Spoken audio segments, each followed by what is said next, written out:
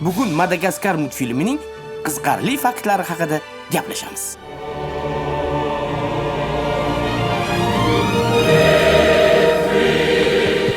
Hammaga mashhur bo'lgan jirafa obrazini aslida Akapi hayvoni o'ynash kerak edi.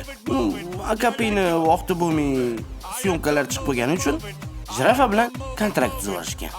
Albatta bu hazil. Buning sababi esa xuddi siz Akapi hayvonini bilmaganingiz kabi boshqa tomoshabinlar ham bu hayvonni bilmas ekanlar. Yana bir qiziq fakt o'rtoqlar. Madagaskar multfilmi olingan hayvonot bog'i hayotda mavjud. Bor o'rtoqlar. Faqat o'tda asosiy qahramonlarimizdan birontasini ham ko'rmaysizlar. O'tda faqat pingvinlar yashaydi. Kulib qo'l silkaymiz yigitlar. Kulamiz va qo'l siltaymiz. Pingvinlar yashaydi.